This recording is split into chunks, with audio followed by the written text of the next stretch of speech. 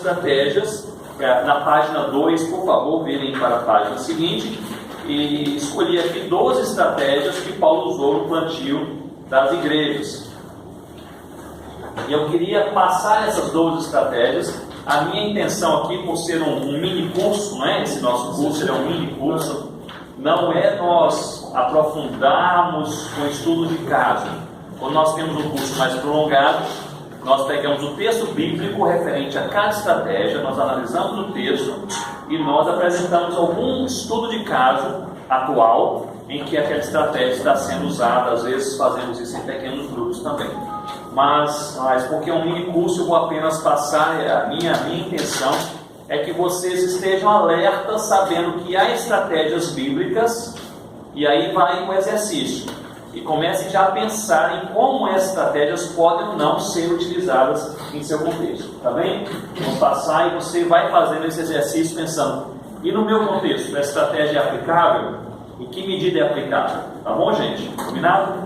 E assim nós vamos sendo mais proativos em nosso estudo. Primeira estratégia paulina no plantio de igrejas. Vamos ler todos juntos? Introduzir-se na sociedade local a partir de uma pessoa receptiva ou um grupo aberto a receber e ouvir. Então Paulo ele identificava pessoas facilitadoras, a área de as missões transculturais, a missiologia com foco transcultural, tem falado sobre o homem de paz, não é? A ideia do homem de paz, que é aquela pessoa, necessariamente o homem pode ser a mulher, mas aquela pessoa da comunidade que é a ponte, que aceita quem vem de fora para introduzir na comunidade. Isso em missões transculturais é bastante usado. Nós tivemos lá em Gana também uma família, que era a família que fez essa ponte. Mas o apóstolo Paulo, ele sempre, ou quase sempre, ele possuía um ponto de afinidade, né? É o ponto de afinidade. Ele ia para as sinagogas, porque ele era judeu, e os judeus nas sinagogas falavam a mesma língua, eles tinham um certo parentesco, não é isso? E eles tinham também uma certa concepção teológica parecida. Então era um ponto de afinidade muito forte. Por isso que Paulo chegava na cidade, a primeira coisa que fazia ia até a sinagoga. Geralmente Paulo procurava ficar na casa de alguém, e nessa casa de alguém havia também encontros entre judeus e também gentios, porque Paulo não apenas ia na sinagoga, mas Paulo também pregava na praça, em ambientes abertos. Ele fazia de tudo para com todos, para de alguma maneira então ganhar alguns. Então essa ênfase diversa de Paulo se dava a partir de pessoas específicas. Nós também precisamos pensar assim. Por exemplo, no plantio de igrejas, aquele plantio de igreja clássico, que a pessoa, você sai e chega naquela comunidade, naquela cidade, naquele bairro para começar a igreja. É importante que você olhe a Deus e procure ter alguém daquele bairro, daquela comunidade, que se torne ali a pessoa mais aberta para te receber, e a credibilidade daquela pessoa, família, ela vai também ser a sua credibilidade. Não é isso? Por exemplo, assim, eu não conheço você, mas eu conheço o Denis. Então, se você está com o Denis, é mais fácil eu aceitá-lo do que aceitá-lo sozinho sem o Denis. Então, seria mais ou menos assim. Nós nos aproximarmos de pessoas que são conhecidas e numa relação de construção de confiança. Então, nós vamos ali também usando aquela confiança que a pessoa conhecida tem para nos relacionarmos com outras pessoas. Tá bem, gente? Paulo ele usou isso abundantemente. Ele não chegava ali apenas sozinho. A segunda estratégia paulina, todos juntos? Identificar ali o melhor ambiente para a pregação do Evangelho, seja público como uma praça ou privado como um lar. Então, na área da evangelização, onde eu devo pregar o Evangelho? Onde? Então Paulo ele não tinha grandes preferências, ele analisava caso a caso. Em Tessalônica, que foi nosso texto ontem, ele pregava na sinagoga e ele pregava também na praça, e ele estava hospedado em uma casa. Então assim, Paulo ele usava todos os ambientes possíveis. Então não foque em apenas uma abordagem evangelística, tenha pelo menos 3. Eu creio que o plantador de igreja, ou quem está trabalhando com o crescimento de igreja local, precisa ter definido pelo menos 3 abordagens evangelísticas. E essas 3 abordagens, elas podem ser e devem ser sempre avaliadas se estão sendo ou não efetivas. Por exemplo, uma abordagem no interior que funciona, e às vezes ela é bem funcional, é a visitação de casa em casa. Não é que as pessoas têm perdido bastante isso, mas a visitação de casa em casa, ela costuma ser funcional. Não vá no horário conveniente, não é? E não vá na casa, se você é um rapaz, um homem, quando a mulher está sozinha, ou sozinha com os filhos, etc. Mas tem os critérios, os cuidados, mas visitação de casa em casa, dizendo abertamente: olha, eu sou pastor, ou sou missionário, e eu estou visitando aqui as casas para saber se eu posso entrar e orar com vocês, não é? E normalmente essa abordagem, a partir da oração, que é uma abordagem sincera, bíblica, em que nós oramos já pelas pessoas, agora vamos orar com as pessoas, às vezes ela é bem aceita no meio brasileiro também. Por exemplo, eu me lembro que o meu pai e minha mãe, meu pai é falecido há muito tempo, mas eles foram plantadores de igrejas, e meu pai e minha mãe plantaram muitas igrejas. Ele, quando faleceu, deixou uma lista com 127 localidades em que eles pastorearam e plantaram igrejas. Naquela época itinerante, né? O pastor itinerante que plantava 10, 15 igrejas ao mesmo tempo, assim por diante. E ali minha mãe disse: olha, nós sempre plantamos as igrejas com a mesma metodologia assim, própria deles, né? Meu pai tinha um Fusquinha, então eles iam aqueles vilarejos do interior de Minas Gerais, e ele passava com o Fusquinha e jogava folhetos, nem parava, passava no meio do vilarejo, jogava folhetos para o alto, folhetos bons. Ele comprava folhetos da SGM naquela época já, com papel especial. Hoje já tem muitos panfletos até comerciais, mas naquela época quase não tinha, chamava muita atenção. Ele jogava misturado os folhetos, e ele passava e fazia isso em 3 ou 4 vilarejos. 2 dias depois, mais ou menos, ele voltava em cada vilarejo, parava o carro, ia lá no comércio, alguém no centro, e falava: olha, meu nome é Gedeon Lidório, eu sou pastor evangélico, eu passei aqui uns 2 dias atrás, joguei até uns folhetos aqui que está com pressa, mas queria saber se alguém pegou e leu. Geralmente alguém falava assim: olha, mas eu peguei, então fulano estava lendo, achou até interessante, etc. Aí tinha folhetos que falavam sobre família, sobre salvação em Cristo, sobre ser liberto das amarras emocionais, e assim por diante, e assim por diante. E aí eles mencionavam: fulano leu, e ele procurava as pessoas que pegaram os folhetos e leram os folhetos. E ali ele começava uma conversa, e ele falava: olha, a minha esposa, o nome dela é Elza Lidório, ela gosta muito de orar. Então, se vocês quiserem, hoje à noite eu a trago aqui para a gente ter um momento de oração. E às vezes alguém dizia assim: olha, pode ser lá na minha casa, então lá no meu comércio tinha lugares que ninguém oferecia, e ele dizia: vai ser aqui mesmo ao redor do Fusquinha. Mas geralmente ele voltava e tinha um grupo de 10 pessoas, que às vezes não gostavam nem do crente, né, do evangélico, mas leram o folheto, acharam interessante, e acharam interessante a proposta também de alguém orar por eles. Então eu chegava ali e já minha mãe perguntava: olha, eu quero orar, mas quero orar assim, por algum motivo real, né? Orar para que vocês possam compreender a palavra, serem salvos em Cristo, mas tem alguma coisa aí do dia a dia. Geralmente tinha um filho problemático, questão de enfermidade, isso, aquilo, e começava ali com a oração, e minha mãe dizia sempre: se a primeira oração era na rua, a segunda nunca mais era na rua, sempre era na casa de alguém já oferecia. E ela disse: toda a igreja que nós plantamos começou com uma reunião de oração. Interessante, né? É uma abordagem, mas nós precisamos pensar estrategicamente, precisamos orar, precisamos testar, como Paulo assim também fazia. Estratégia número 3, todos juntos?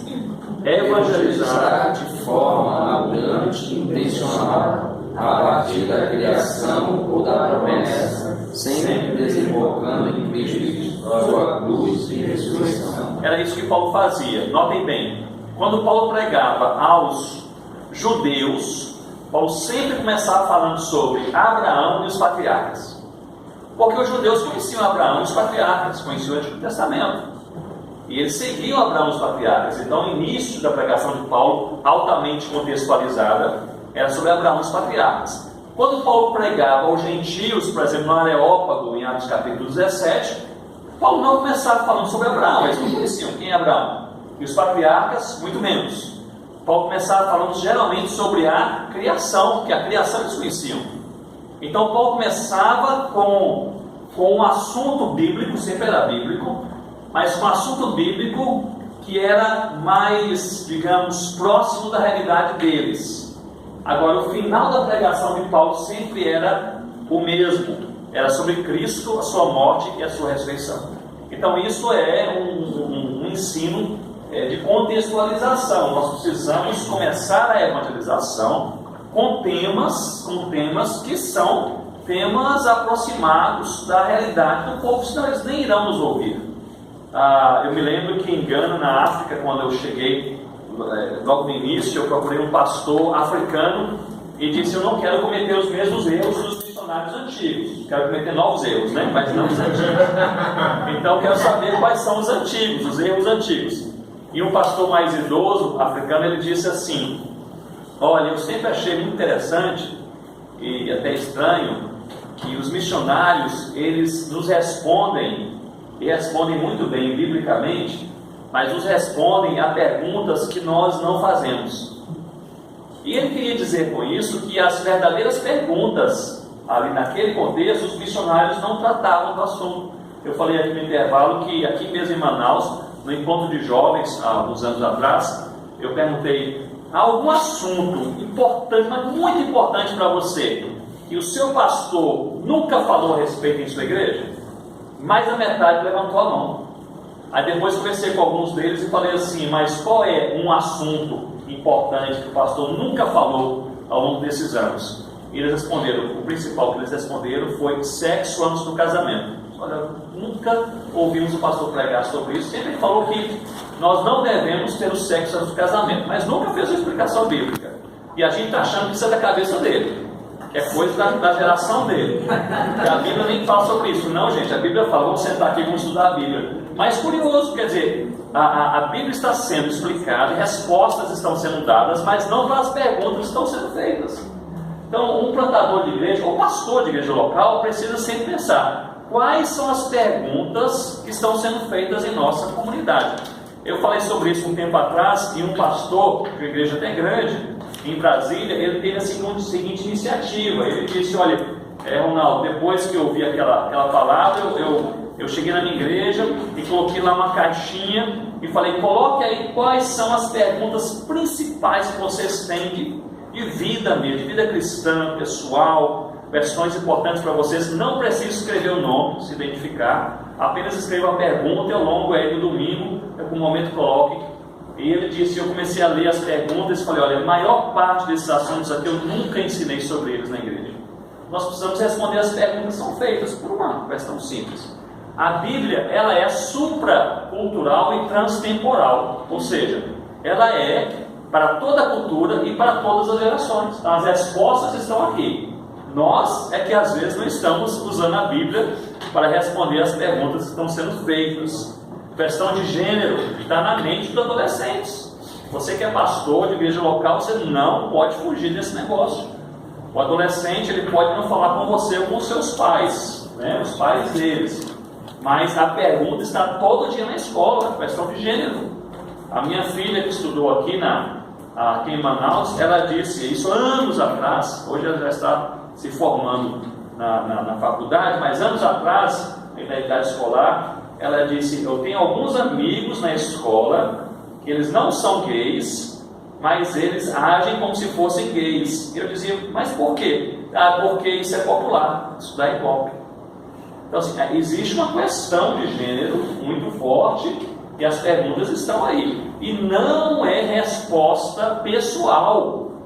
Isso é errado, isso é resposta pessoal. Precisamos dar resposta bíblica, porque a Bíblia e como a Bíblia trata aquele assunto. Se a Bíblia realmente especifica, condena ou orienta, não é um posicionamento pessoal, é um posicionamento bíblico mesmo. Então precisamos realmente responder essas perguntas. Vamos lá, estratégia paulina, número 4. Todos juntos? Expor a palavra, sobretudo a palavra. Expor de tal forma que seja ela inteligível e aplicável para quem ouve. Às vezes nós ouvimos sermões que tem tudo menos a palavra. Gente, às vezes eu noto isso em evangelização. Às vezes para pregar na igreja não, mas na evangelização, o evangelista ou plantador de igreja, ele acha, ou ela acha, que o povo não vai se interessar pela palavra. Vamos ver se seja verdade. O povo não vai se interessar. Então, o evangelista, ao invés de pregar a palavra, aí passa o tempo todo apenas contando alguma história, falando algum fato interessante, porque na verdade ele está apenas tentando cativar a atenção das pessoas. E este é um erro em potencial. O que vai transformar o coração das pessoas é a palavra de Deus. Vamos pregar a palavra de Deus.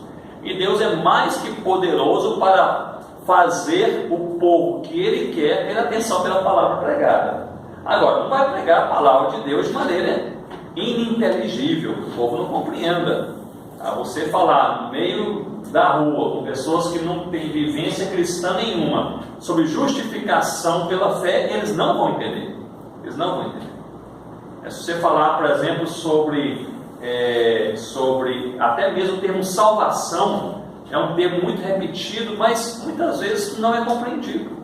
Me lembro de uma etnia indígena em que estávamos ali tentando encontrar a ideia, de salvação para conversar com eles melhor, e a gente falava assim, mas quando alguém está perdido na mata e alguém vai e acha a pessoa perdida na mata e a tira da mata, o que está sendo feito ali?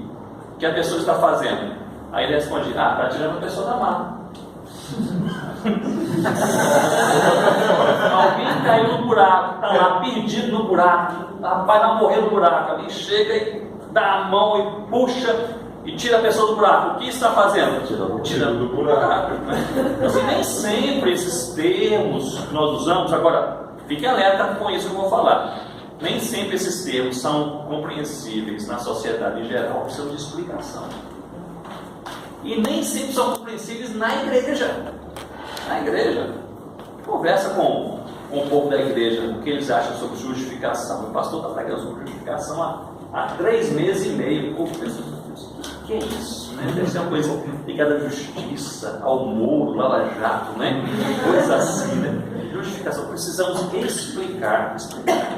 Eu creio que na nossa cultura brasileira nós somos bastante globais, ilustrativos, somos contadores de história e nós precisamos ilustrar. Eu acho que a ilustração, ela é pegar o conceito bíblico e colocar no contexto de uma história vivida. Eu acho que isso ajuda bastante a pessoa a compreender aí as verdades bíblicas. Mas precisamos expor a palavra. Muito bem, vamos lá, quinta estratégia, testemunhar do que Cristo fez em sua vida. Paulo sempre fazia isso, aliás, de vez em quando fazia isso, E quanto a mim, eu era o mais pecadores, porque eu persegui a igreja de Cristo, etc, etc. Então ele também se incluía ali. Isso é importante, não apenas nós darmos o nosso testemunho, mas chamarmos outras pessoas a darem também o testemunho, ou de conversão, ou de santificação, ou de reconciliação matrimonial. E eu sinto falta disso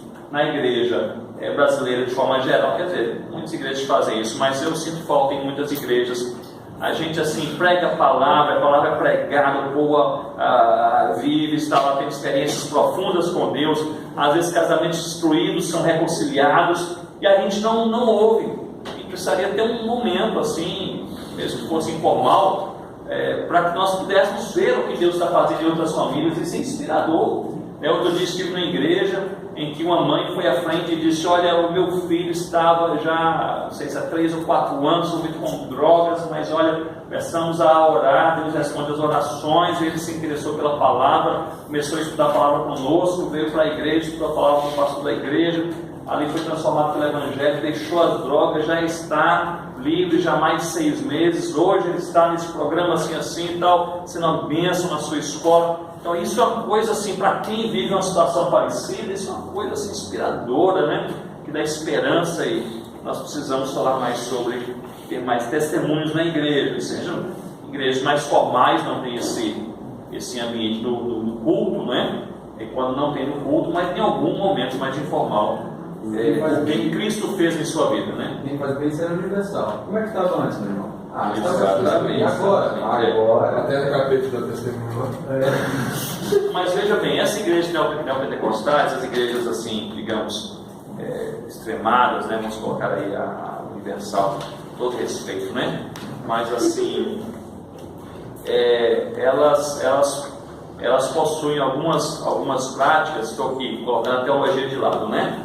Teologia, a fundamentação bíblica de lado, mas algumas práticas que nos fazem pensar, por exemplo, os templos são muito acessíveis, né?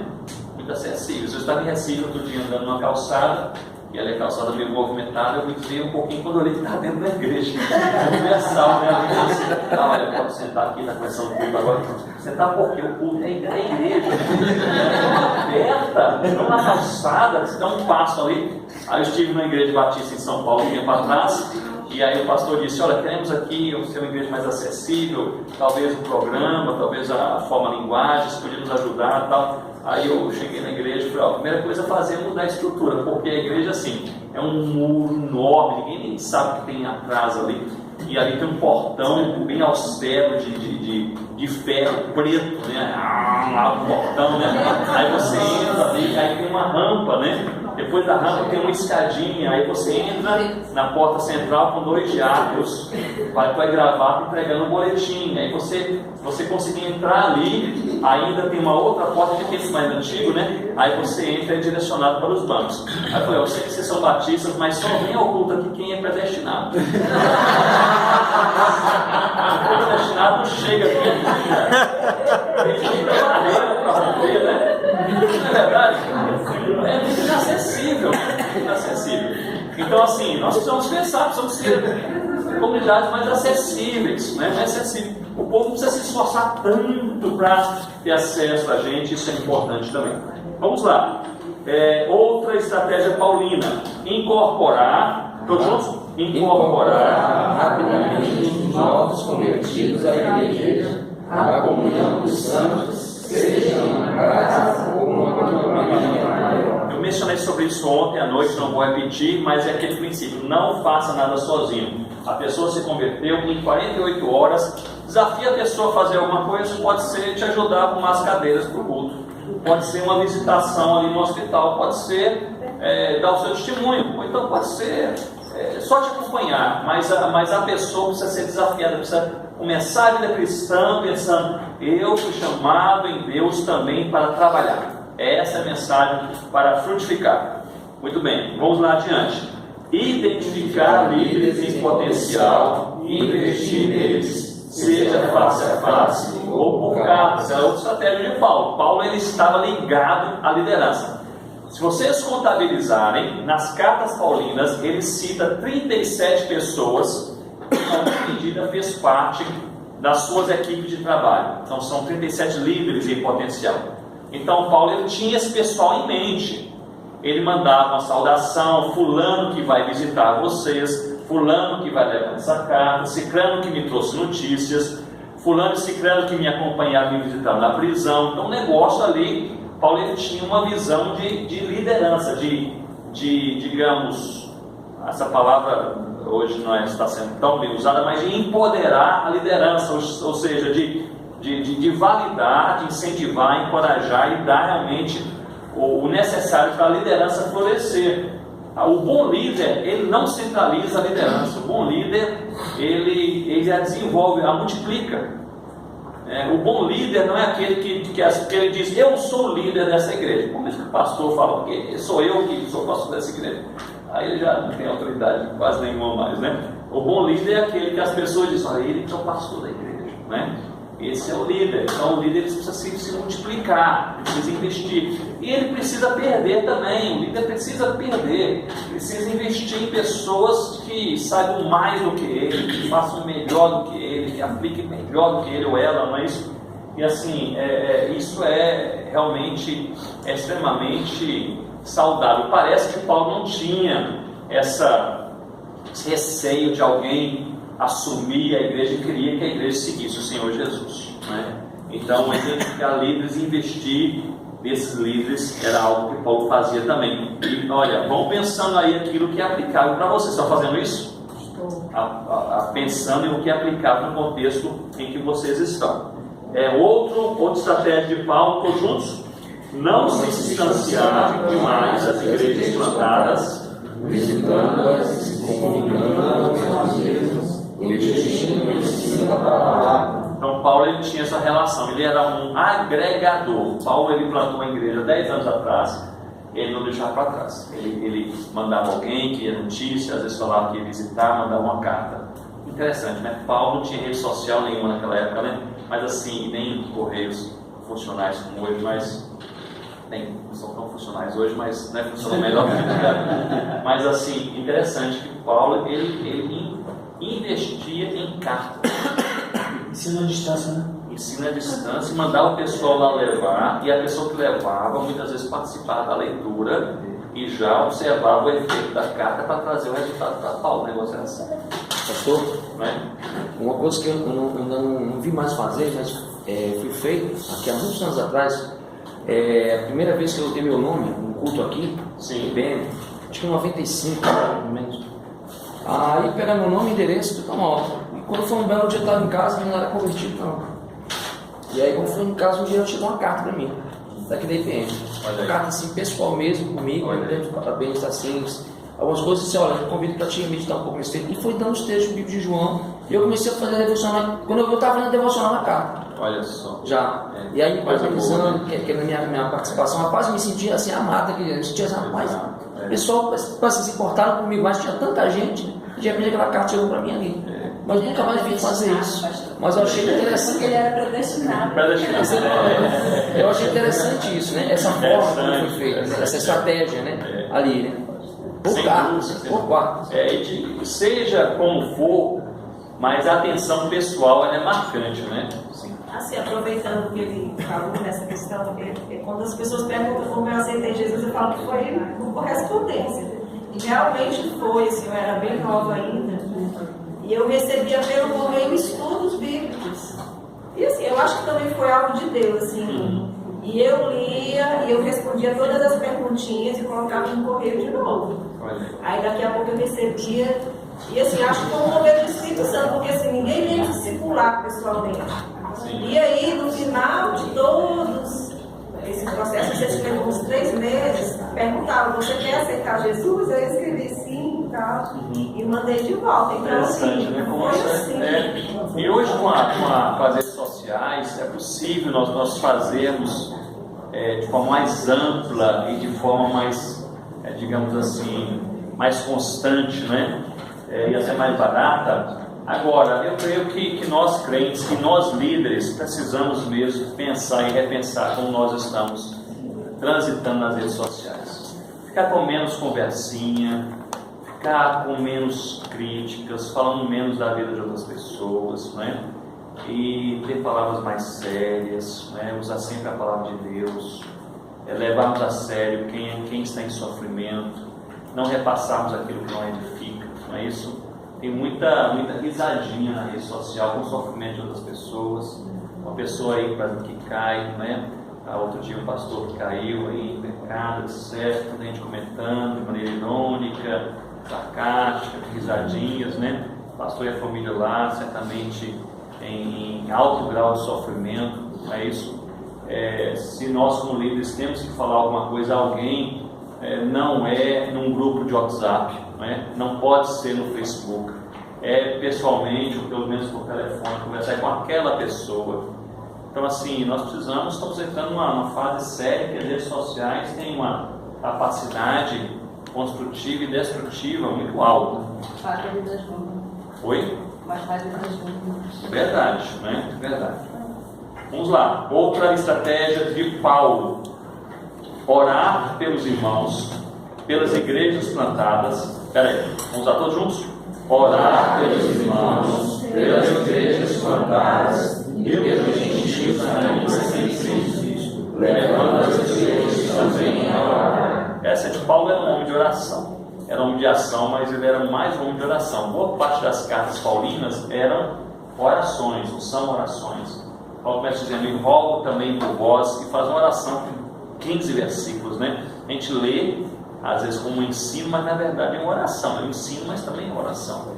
Então, Paulo ele fazia o seguinte: ele orava, ele escrevia as orações, ele ensinava o povo a orar e ele pedia orações. Então, 4 coisas que Paulo fazia com a oração: ele orava, escrevia as orações, ensinava o povo a orar e ele pedia orações.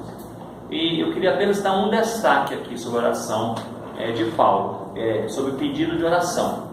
Geralmente ele não pedia oração assim por mais conforto, por mais tranquilidade. Geralmente ele pedia oração por outras coisas. Em Efésios, no capítulo 6, nos versículos 19 e 20, ele está preso ao escrever aquela carta, mas ele pede oração para que Deus lhe dê intrepidez na pregação da palavra. Eu acho isso impressionante, porque se há uma pessoa intrépida, corajosa para pregar a palavra que a gente conhece na Bíblia, é Paulo, né? Então Paulo, entre todos, é o corajoso. Pregou sendo perseguido, pregou na prisão, pregou sendo expulso, pregou na tempestade, né? No capítulo 27, ele pregou no meio da tempestade. E Paulo ele pede oração para que Deus lhe dê intrepidez, que é ousadia, ou coragem, que é a mesma palavra. Isso mostra que coragem para pregar o Evangelho não é algo que nós temos naturalmente. Precisamos orar para que Deus nos dê, e precisamos pedir que outros também orem conosco. Paulo pediu oração por isso, então nós precisamos também pedir oração por isso. Nós precisamos pedir oração, outras pessoas precisam orar conosco pelas coisas certas, não é? Pelas coisas certas. Ronaldo, Sim. tem uma coisa que é interessante, quando você pede que as pessoas façam seus pedidos de oração, muitas vezes é uma oportunidade de você conhecer a necessidade que aquela pessoa tem, até para levar uma mensagem e ser uma ponte para você evangelizar a pessoa, né? Então, a partir daquele pedido que a pessoa fez, você tem uma oportunidade de levar o Evangelho de forma mais intencional. Quando a pessoa abre o seu coração, realmente ali é uma boa oportunidade, né? Uma boa oportunidade mesmo. E assim, antes de orar pela pessoa, se não é uma pessoa cristã, por exemplo, mas ela está aberta ou pedindo que você ore por ela, sempre antes ou depois uma palavra bíblica, né? Cai muito bem, né? Uma palavra bíblica rápida e uma oração. Outra coisa, não sejamos muito exaustivos e cansativos na evangelização. É melhor a gente evangelizar, mas dando assim algo mais rápido, mais aplicado, e deixar ali que a própria pessoa desenvolva o interesse e nos procure, do que a gente ser muito exaustivo e até cansativo, insistente demasiadamente, não é? E às vezes começando pelo ponto de confronto. Paulo ele começava a evangelização pelo ponto de contato, e depois ele tinha um ponto de confronto, não é isso? Ele começou em Atos capítulo 17, no Areópago, por exemplo, dizendo: olha, vocês são muito religiosos, não é isso? Estou vendo aí os deuses que vocês têm, então são muito religiosos. A gente fica até impressionado com a religiosidade de vocês, que foi um ponto de contato. Depois ele disse: esse Deus desconhecido que vocês têm, na verdade é o Deus que eu venho pregar. Ainda era um ponto de contato, porque eles sabiam que havia um altar ao Deus desconhecido, não confrontava nem nada. Mas quando ele diz que Jesus Cristo, a quem ele prega, é o único Deus, é o ponto de confronto. Ele está dizendo: nada disso é verdade, nenhum desses deuses é de fato Deus, somente Jesus Cristo que vos apresenta, que é o Deus verdadeiro. Aí está os confrontos. Mas Paulo não começava com o confronto para depois ter o contato. Ele começava com o contato para depois ter o confronto. Quem prega no sertão, por exemplo, brasileiro, e começa ali chegando falando contra a idolatria e a Virgem Maria, então você começa pelo confronto, a pessoa não ouve mais nada. Acabou, não é isso? Fechou a porta. Você começa com o contato e depois você parte para o confronto. Mas o Evangelho, ele conforta e confronta. É importante que a gente pregue todo o Evangelho, não é? Mas é importante começar primeiro pelo contato, depois pelo confronto. Em antropologia missionária, a terminologia que a gente usa a gente começa com aquilo que é colado, que é mais próximo, e a gente vai descolando, né? Mas isso realmente passo a passo. Eu lembro o verdadeira espiritualidade de Franchek, foi isso que ele falou. Ele chegou na Suíça, ele chegou na Europa, depois da Segunda Guerra, e chegou com um espírito de confronto. para confrontar a teologia liberal, ele vinha já do Wesley Seminário, que era uma divisão do príncipe do seminário, que era uma divisão. Ele veio da teologia ortodoxa fechada para brigar. E só conseguiu brigar, pessoal. Só briga, só era divisão, cada vez divisão. Ele falou: tem uma coisa errada com esse negócio. Tem alguma coisa errada com a minha espiritualidade, tem alguma coisa errada com a minha palavra. Então, ou é uma mentira que eu estou falando, ou é uma verdade, porque a verdade de Deus não faz isso. E aí ele entra nesse conflito espiritual, aí ele mergulha nesse negócio de você passa um ano, ele para tudo e passa. A esposa dele ficou com medo, porque ele ficou com medo que achou que ele vai tomar decisões sérias. Exatamente. E aí ele entrou nesse processo de um ano de oração. Um ano que se fechou mesmo. Se fechou.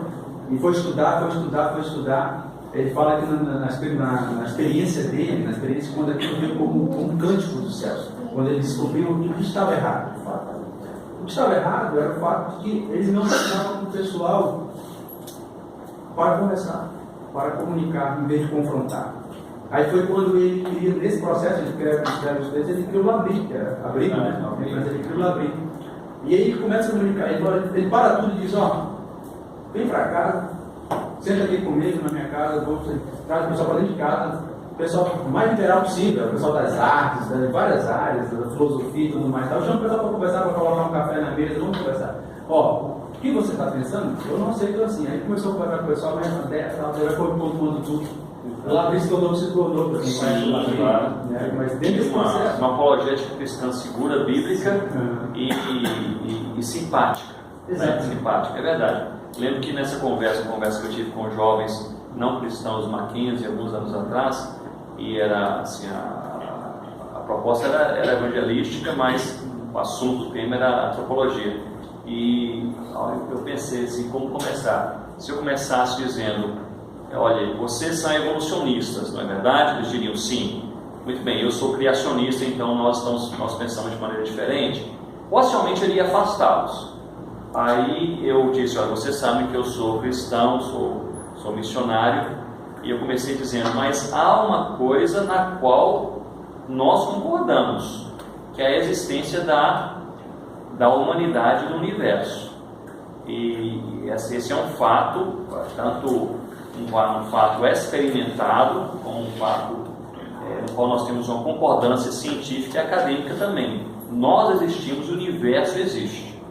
Aí alguns comentaram a falar alguma coisa a respeito, pois é isso mesmo, etc. Criou assim aquele contexto bem digamos, mais amistoso. Eu disse: bem, aí nós podemos dar agora um passo adiante, né? O que fez esse universo existir, né? Aí eles disseram: bem, nós cremos que foi o acaso. Eu falei: mas vocês têm que ter muito mais fé do que um cristão, né? Para acaso o universo existir. E aí eu nem mencionei primeiro as bases do criacionismo, deles pensaram: realmente, eu sempre desconfiei assim, mas é muita coincidência, né? E aí assim, aquela conversa, mas partindo do ponto de contato, né? E não afugentar, essa evangelização só confrontadora, ela distancia. Mas vamos lá. Sim. Esse falar pelos gentios, né? Eu sempre fui confrontado um pouco mais dessas semanas que me marcou muito, foi dentro de um ônibus. Certo. Porque eu ia pregar numa igreja e desce do ônibus, pega outro, e o tempo vai reduzindo. E quando ia passando, o rapaz botou a mão. Eu parei, estava acompanhado do outro, deixa o cara passar, o cara vai. Ele disse: não, mano, é por isso mesmo que eu parei. Aí ele disse: vamos fazer o seguinte, ora por mim, ora pela gente. Dentro do ônibus, e ele desceu 2 paradas já. Aí eu falei: rapaz, tudo bem, mas orei, disse assim: agora, ora pelos meus irmãos que ainda estão na penitenciária. Aí ele disse assim: parou perto disso, eu sou presencial. Aqui todo esse pessoal, nós estamos numa condicional aqui no final de ano. Eu estou condenado a 32 anos. A turma todinha, mas pelo amor de Deus, cara. São as palavras dele. Não faça como aquele cara que orou pela gente no passado penitenciário, não. Como? Ele disse assim: rapaz, no final da oração, ele disse assim: eu espero no próximo ano voltar aqui e encontrar todos vocês aqui de novo.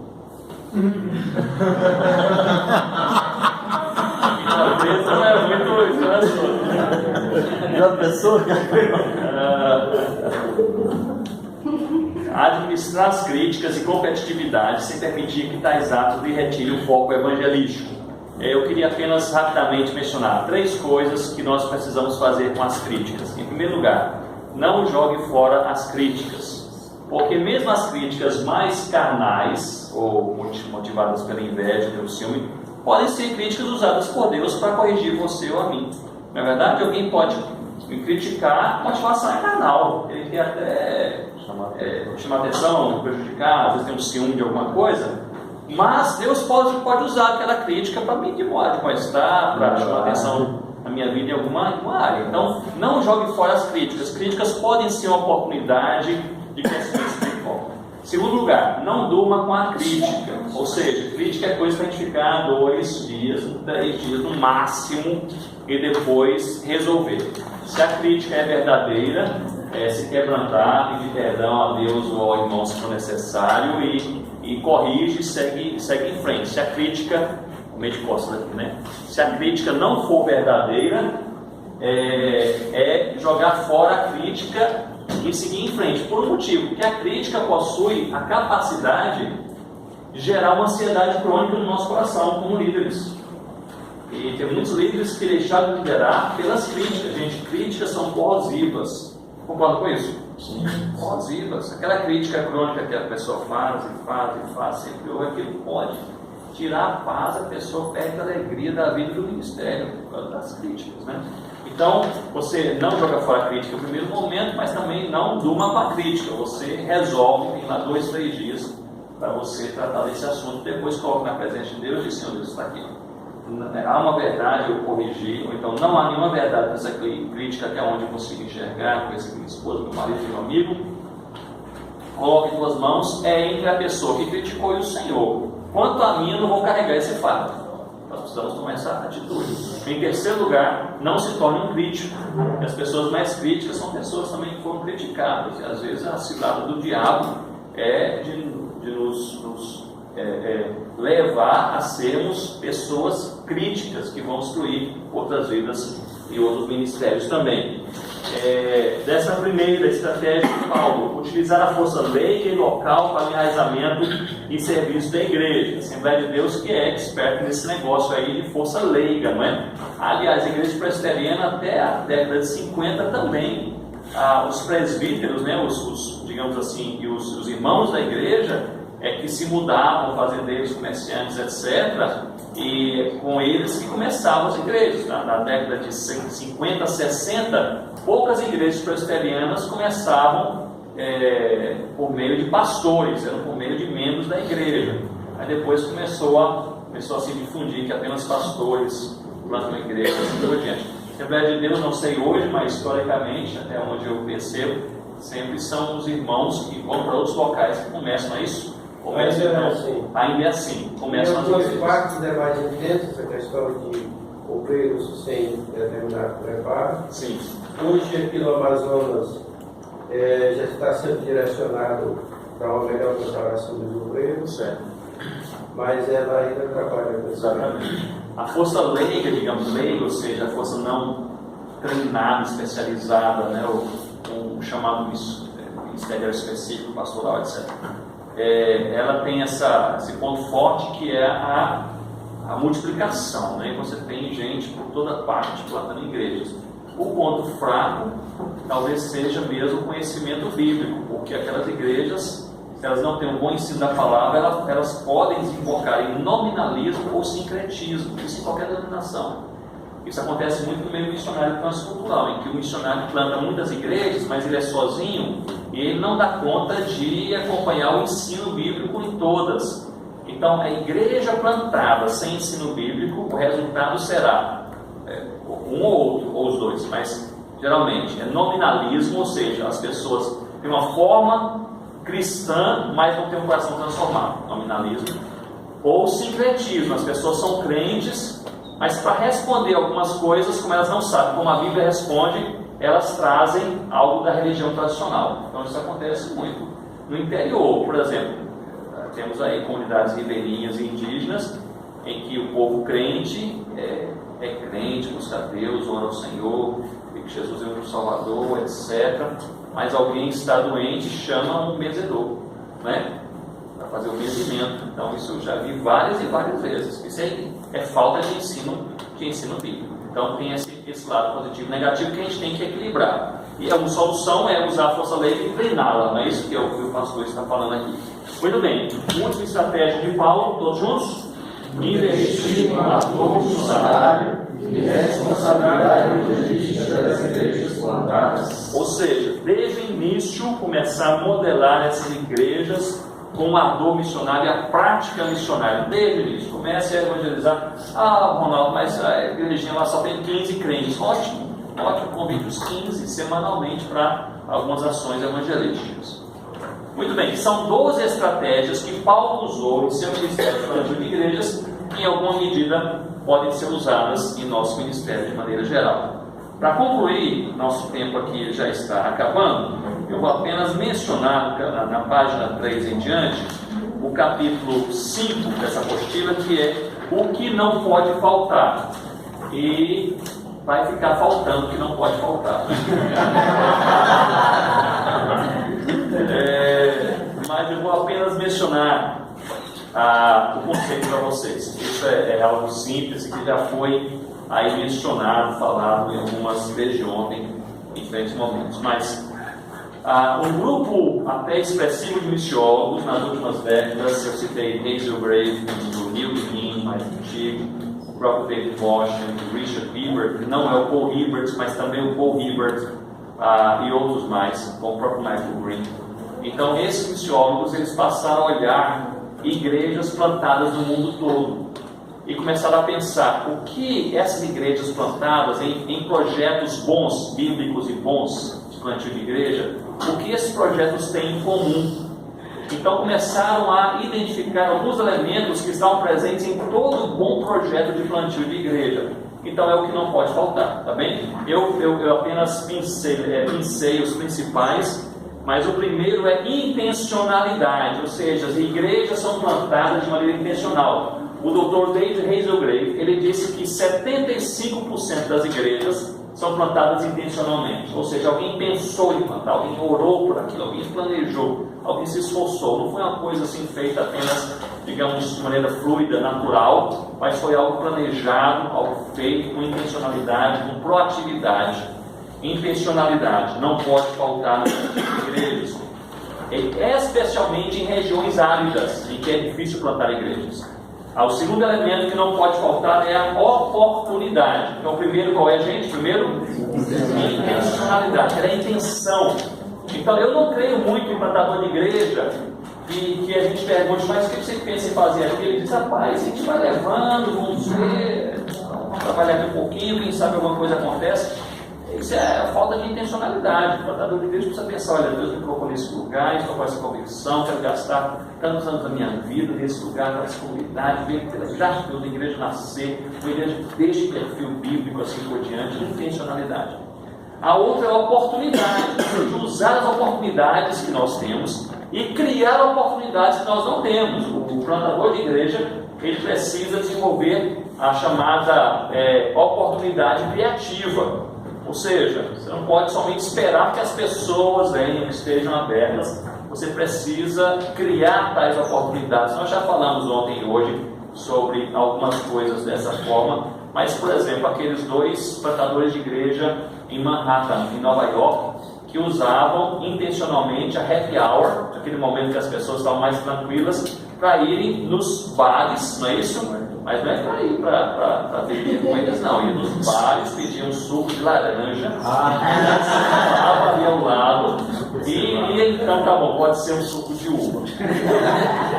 Sentava ao lado daquelas pessoas, puxavam a conversa no momento que elas estavam abertas para conversarem. Então, é a intencionalidade, e ali depois, se a conversa ia bem, já entregava um cartãozinho dizendo, olha, toda quinta-feira, 5 horas da tarde, estamos em tal local, em tal sala, em tal prédio, com um grupo de pessoas para a gente orar uns pelas vidas dos outros, assim por diante. Então, intencionalidade.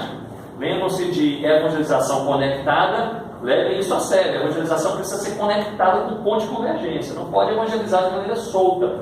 O folheto precisa ter o ponto de convergência, a evangelização verbal também. As pessoas todas daquela que ele vai precisam um dia saber que toda quarta-feira, às 7 horas da noite, no quintal da minha casa, nós estamos reunidos. É um negócio de convergência. O mesmo lugar, o mesmo lugar, mesmo bate-hora, bate-canal, um negócio assim.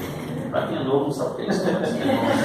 Então, o primeiro ponto é intencionalidade, o segundo é oportunidade, o terceiro é teologia. Não negocie a sua fé e a sua convicção bíblica. Então, esse negócio aí de você olhar a igreja que cresce, pare de olhar a igreja que cresce.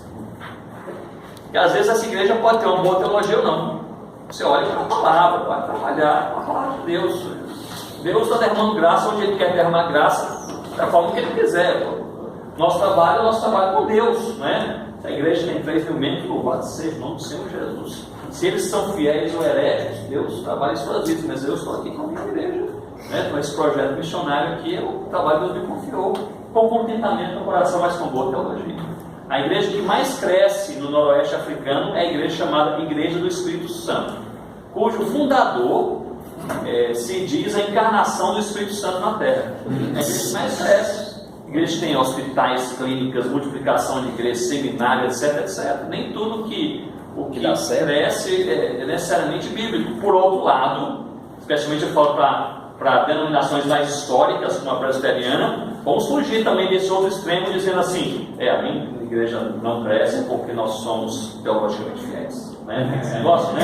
Um certo orgulho, tipo assim, não, nós temos 25 membros há 15 anos, mas porque temos uma boa teologia. Mas não é isso, é trabalhar visando o engrandecimento de Deus, pessoas sendo transformadas, mas sem negociar a boa teologia. E outra coisa, fugir assim dessas coisas que às vezes chamam a atenção do povo, mas que não são coisas muito saudáveis, né? Por exemplo, assim, eu acho que a gente tem que ter muito cuidado com as ações sociais muito atreladas aos cultos. A ação social pode estar atrelada à evangelização, porque acaba sendo uma boa oportunidade, e o melhor que nós temos a apresentar, a ação social não pode ser uma armadilha para a evangelização. A ação social é justificada pela necessidade social. Então, nós estamos dando a camisa porque alguém precisa de uma camisa, é por isso. E se a pessoa falar, eu não quero ouvir de Jesus, você dá a camisa na mesa com ele.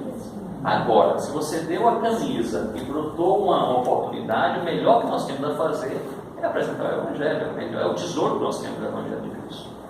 Agora, o culto em si, atrelado a ações sociais, eu creio que realmente é algo que nós precisamos rever.